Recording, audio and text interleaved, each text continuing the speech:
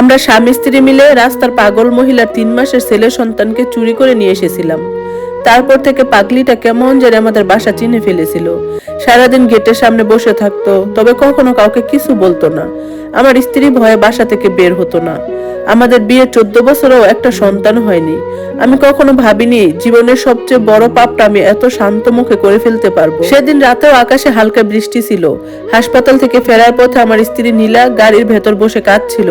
Doctor খুব সহজ গলায় বলে দিয়েছে, আপনাদের আর সন্তান হওয়ার সম্ভাবনা খুব কম। এই কথাটা শুনে নীলা যেন ভেতর থেকে ভেঙে গিয়েছিল।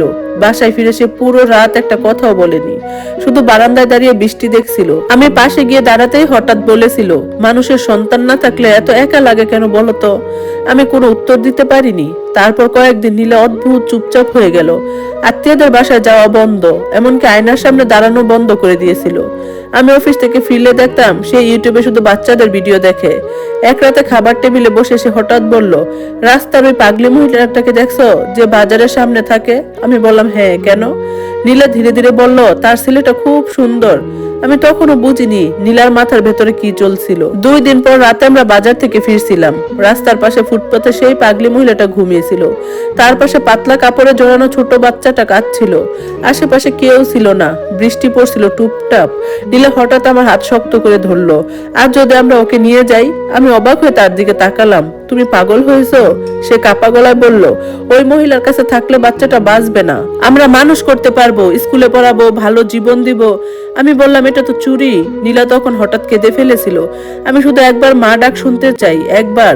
সেই মুহূর্তে আমার ভেতরের মানুষটা হার মেনে গিয়েছিল। আমি চারপাশে তাকালাম, রাস্তা প্রায় ফাঁকা, পাগলি মহিলা গভীর ঘুমে।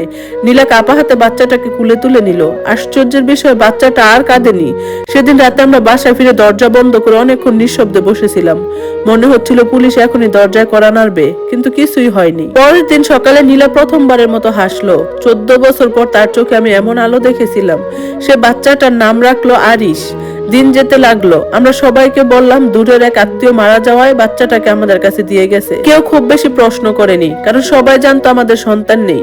কিন্তু সমস্যাটা শুরু হলো প্রায় 1 মাস পরে। একদিন সকালে দারোয়ান এসে বলল, স্যার, একটা পাগলি মহিলা গেটের সামনে বসে আছে।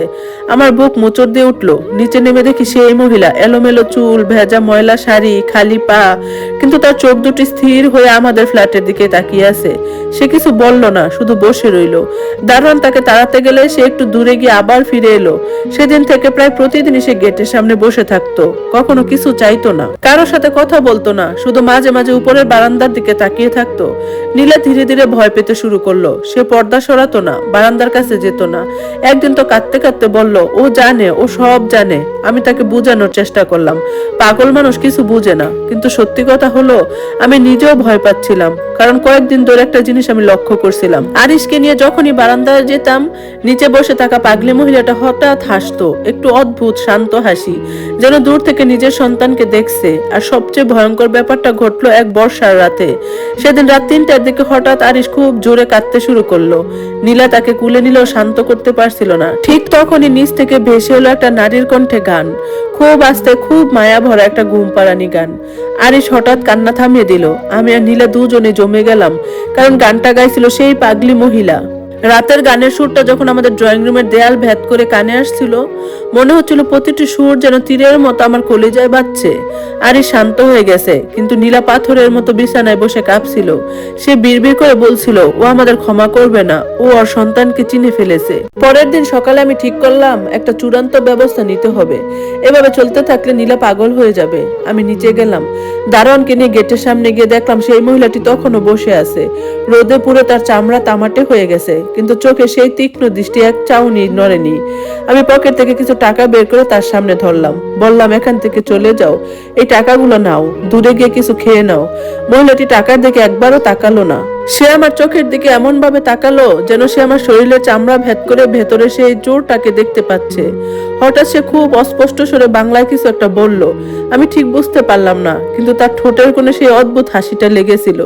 আমি ভয় আর ঘেন্নায় ফিরে এলাম। সেই দিনে আমি সিদ্ধান্ত নিলাম, আমরা এই বাসা ছেড়ে দেব যত দ্রুত সম্ভব। অফিসের কলিগদের বললাম, জরুরি পারিবারিক কারণে আমাকে ধানমন্ডি থেকে উত্তরে চলে যেতে হচ্ছে। নীলা ব্যাগ গোছাতে গিয়ে বারবার কাঁদছিল।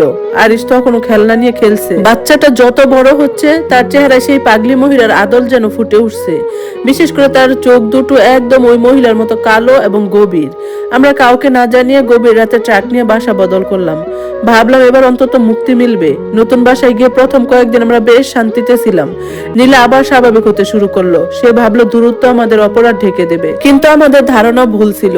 নতুন বাসায় ওঠার ঠিক 7 দিনের মাথায় এক বিকেল অফিস থেকে ফিরে আমি কলিং বেল বাজাচ্ছি। নীলা দরজা খুলছে না। আমি চাবি দিয়ে ভিতরে ঢুকে দেখি নীলা সোফায় জুবুতুবু হয়ে বসে আছে। তার চেহারা ফ্যাকাশে। সে জানালার দিকে আঙ্গুল দিয়ে ইশারা করলো। আমি কাঁপতে কাঁপতে জানালার পর্দা সরালাম। 4 তলার ব্যালকনি থেকে নিচে তাকাতে আমার কলিজা শুকিয়ে গেল। রাস্তার ঠিক উল্টো পাশে একটা ল্যাম্প পোস্টের নিচে সেই মহিলা দাঁড়িয়ে আছে। বৃষ্টির পানিতে ভেজা তার সেই একই ময়লা শাড়ি। সে উপরের দিকে তাকিয়ে আছে, কিন্তু এবার সে একা নয়। তার হাতে একটা পুরনো ছিঁড়ে যাওয়া বাচ্চার কাঁথা। সে সেই কাঁথাটা দুল দিচ্ছে আর উপরের দিকে তাকিয়ে হাসছে। কিভাবে? ঢাকা শহরের এই গিঞ্জি গলির মাঝে সে আমাদের খুঁজে পেল কিভাবে?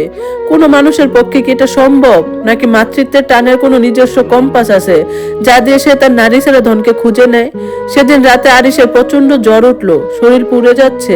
আমরা ডাক্তার ডাকলাম, কিন্তু ওষুধে কোনো কাজ হচ্ছিল না। আরিশ ঘুমের ঘুরে বারবার হাত নাড়িয়ে কাউকে যেন ডাকছে। মাঝরাতে নীলা চিৎকার করে উঠলো ড্রয়িং রুমের দরজার সামনে। আমি দৌড়ে আরিশকে রেখে দরজার সামনে যেয়ে দেখি দরজার উপাশে সেই মহিলার মুখ। পাগলিটা 4 তলায় উঠলো কেমনে? তার ভেজা হাত দরজায় লেগে আছে। সে করুণ স্বরে ডাকছে, বাবা, আমার বাবা। নীলা হঠাৎ পাগলের মতো দৌড়ে গিয়ে বাচ্চাটা নিয়ে এসে দরজাটা খুলে দিল। আমি তাকে বাধা দেওয়ার আগে সে চিৎকার করে বলল, নিয়ে যাও, তোমার অভিশাপ তুমি নিয়ে যাও, আমি আর নিতে পারছি না। দরজার উপাশে দাঁড়িয়ে থাকা সেই মহিলা হাতটা যখন আরিশের কপালে স্পর্শ করলো, এক নিমিষে আরিশের কান্না থেমে গেল। তার গায়ের জ্বর যেন জাদুর মতো কমতে শুরু করলো। মহিলাটি আরিশকে নিল না, সে শুধু তার মাথায় হাত বুলিয়ে দিল। তারপর আমার দিকে তাকিয়ে খুব স্পষ্ট গলায় বলল, মানুষ চুরি করা যায়, কিন্তু মায়া চুরি করা যায় না। সেই রাতে আরিশের জ্বর কমার পরে এক অদ্ভুত নীরবতা আমাদের ড্রয়িং রুমে ঢেকে বসলো। দরজার ওপাশে দাঁড়ানো সেই মহিলার চোখ দিয়ে টুপটাপ করে জল পড়ছিল। নীলা আরিশকে নিয়ে তখনও ফুপিয়ে কাঁদছে। আমি ভাবলাম মহিলাটি হয়তো আবার বাচ্চাটাকে কেড়ে নেবে, চিৎকার করে লোক জড়ো করবে, কিন্তু না, তিনি কিছুই করলেন না। আরিশের মাথায় শেষবারের মতো হাত বুলিয়ে দিয়ে আমাদের দিকে তাকালেন। সেই দৃষ্টিতে কোনো ঘৃণা ছিল না, ছিল এক অসীম করুণা। খুব অস্পষ্ট স্বরে তিনি শুধু বললেন, ভালো রাইখো, ভালো রাইখো। তারপর বৃষ্টির অন্ধকারের মাঝে সিঁড়ি দিয়ে নিচে নেমে গেলেন তিনি। আমি আর নীলা বারান্দায় গিয়ে দাঁড়ালাম। দেখলাম ল্যাম্প পোস্টের নিচে সেই মহিলাটি একবার দাঁড়ালেন, আমাদের জানলার দিকে তাকালেন, তারপর ধীরে ধীরে অন্ধকারের মাঝে মিলিয়ে গেলেন। এরপরের কয়েকটা দিন আমরা আতঙ্কে কাটিয়েছি। প্রতি মুহূর্তে মনে হতো এই বুঝি পুলিশ এলো, এই বুঝি পাগলিটা লোকবল নিয়ে আমাদের দরজায় কড়া নাড়লো, কিন্তু কেউ এলো না। পরদিন গেট দিয়ে দারোয়ানকে জিজ্ঞেস করলাম, সে জানালা পাগলিটাকে আর দেখা যাচ্ছে না। দিন গেলে, মাস গেল, বছর গেল, সেই পাগলি মহিলার আর কোনো চিহ্ন নেই। আমরা উত্তরার এই বাসা ছেড়ে আরো দূরে শহরের অন্য প্রান্তে চলে গেলাম। ধীরে ধীরে আমাদের ভয় কাটতে শুরু করলো। নীলা এখন পুরোপুরি আরিশকে নিয়ে ব্যস্ত। আরিশ বড় হতে লাগলো, সে স্কুলে যায়, বিকেলে মাঠে খেলে। আমরা তাকে পৃথিবীর সব সুখ দিয়ে আগলে রাখার চেষ্টা করলাম, যাতে কোনোদিন সে নিজের শেকড় নিয়ে প্রশ্ন না তুলে। আরিশের বয়স যখন 6 বছর, তখন সে একদিন হঠাৎ বায়না ধরলো, বাবা, আমি বৃষ্টিতে ভিজবো। নীলা ভয় পেয়ে তাকে ভেতরে নিয়ে আসলো। সেই রাতে ঘুমের ঘরে আরিশ খুব অস্পষ্ট স্বরে একটা সুর গুনগুন করছিল। আমি আর নীলা এক অপরের দিকে তাকালাম। এই সুরটা সেই ঘুম পাড়ানি গানের সুর। আরিশ এই সুর কোথায় পেল? সে তো তখন খুব ছোট ছিল। তবে কি মায়ের সেই গান তার অবচেতন মনে গেঁথে আছে? আমরা নিজেদের বুঝাতাম এসব মনের ভুল। সময়ের চাকা ঘুরতে ঘুরতে আরিশের বয়স এখন 8 বছর। সে এখন বেশ লম্বা হয়েছে, বুদ্ধিদীপ্ত চোখ। তার চেহারার আদল আমাদের কারোর সাথে মেলে না, কিন্তু আমরা সেটাকে পাত্তা দেই না। আরিশ আমাদের ছেলে, এই মিথ্যেটাকে আমরা সত্যের চেয়ে বেশি বিশ্বাস করতে শুরু করেছি। আরিশের 8ম জন্মদিনের বিকেলের কথা। আমরা ধানমন্ডির এক আভিজাত রেস্টুরেন্টে গিয়েছি জন্মদিন পালন করতে। আরিশ নতুন পাঞ্জাবি পরে খুব খুশি। খাওয়া দাওয়া শেষে আমরা যখন গাড়িতে উঠতে যাব, তখন রাস্তার পাশে ভিড়ের মধ্যে আরিশ হঠাৎ থমকে দাঁড়ালো। সে একজনের দিকে এক দৃষ্টিতে তাকিয়ে আছে। রাস্তার ওপাশে ডাস্টবিনের পাশে বসে থাকা এক বৃদ্ধা মহিলার দিকে। মহিলার চুলগুলো সাদা হয়ে গেছে, শরীরটা কুকড়ে ছোট হয়ে গেছে, কিন্তু তার সামনে সেই ছেঁড়া কাঁথাটা এখনো দোল দিচ্ছে। হঠাৎ আরিশ আমার হাত ছেড়ে দিয়ে রাস্তার ওপাশে দৌড় দিল। আমি চিৎকার করে উঠলাম, আরিশ যেও না। আরিশ যেই মহিলার সামনে গিয়ে দাঁড়ালো, মহিলাটি মাথা তুললেন। 8 বছর পর সেই স্থির তীক্ষ্ণ দৃষ্টি আবার আমাদের সামনে। কিন্তু এবার মহিলাটি হাসলেন না, কাঁদলেনও না। তিনি শুধু আরিশের দিকে একটা পুরনো মাটির খেলনা এগিয়ে দিলেন। আরিশ সেই খেলনাটা হাতে নিয়ে খুব সহজ গলায় বলল, তুমি এটা আমার জন্য আনছো না? আমি আর নীলা দূরে দাঁড়িয়ে জমে গেলাম। আমাদের পায়ের নিচ থেকে মাটি সরে যাচ্ছে।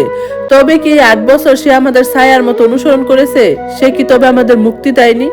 ধন্যবাদ সবাইকে এতক্ষণ গল্পটা শোনার জন্য। এই গল্পের বাকি অংশ শোনার জন্য সাথেই থাকবেন। আজকের মতো আল্লাহ হাফেজ।